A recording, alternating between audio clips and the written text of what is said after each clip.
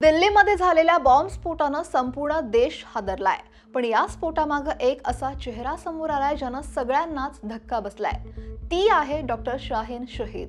एका सुशिक्षित डॉक्टरचा दहशतवादी कारवायांमध्ये काय संबंध, तिच्या गाडीत AK-47 रायफल कशी सापडली आणि दिल्ली स्फोटाचं फरीदाबाद टेरर मॉड्यूलशी काय कनेक्शन आहे, पाहूयात हा संपूर्ण रिपोर्ट। तर दिल्ली स्फोटाचा तपास हा सुरू असतानाच जम्मू काश्मीर पोलिसांनी फरीदाबादमध्ये एक आता मोठी कारवाई केली आणि इथून लखनौची रहिवासी असलेल्या डॉक्टर शाहीन शाहिद या महिला डॉक्टरला अटक करण्यात आली आहे। सुरुवातीला तिच्या कारमधून एक AK-47 रायफल आणि जिवंत काडतूस जप्त करण्यात आली, ज्यामुळे तपासकर्त्यांना मोठा धक्का बसला।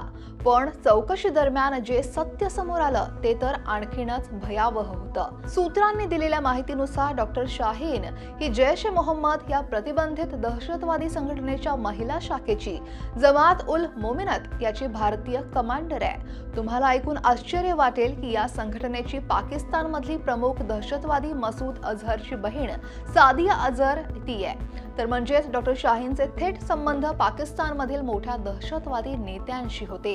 हे एक व्हाईट कॉलर दहशतवादी नेटवर्क असल्याचं आता तपास यंत्रणांनी सांगितलंय, जिथे डॉक्टर आणि इतर सन्माननीय पदांवरील लोक हे सहभागी होते। तर डॉक्टर शाहीनच्या अटकेनं फरीदाबादमधील एका मोठ्या आंतरराज्यीय दहशतवादी मॉड्यूलचा पर्दाफाश झालाय। जम्मू काश्मीर, हरियाणा आणि UP पोलिसांनी एकत्रित येत केलेल्या या कारवाईत जैश ए मोहम्मद आणि अन्सार गझवात उल हिंद म्हणजेच AGH या संघटनांशी संबंधित असलेल्या या मॉड्यूलचा भांडाफोड झालाय। फरीदाबादमधील अल फलाह युनिव्हर्सिटीमध्ये शिकवणारा डॉक्टर मुझम्मिल शकील याला ही अटक करण्यात आली।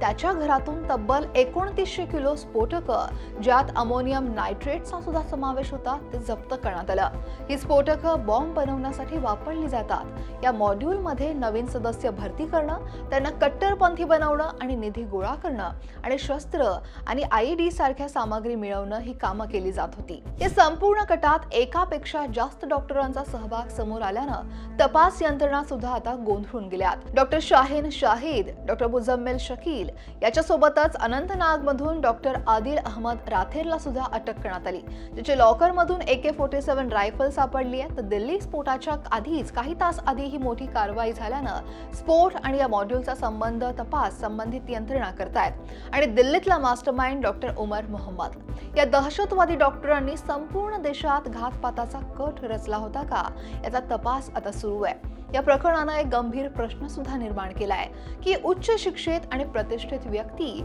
दहशतवादी संघटनांच्या जाळ्यात कशा ओढल्या जात आहेत। जैश ए मोहम्मद यासारख्या संघटना डॉक्टरांना चालता फिरता बॉम्ब बनवण्यासाठी ब्रेन वॉश कसा करतायत।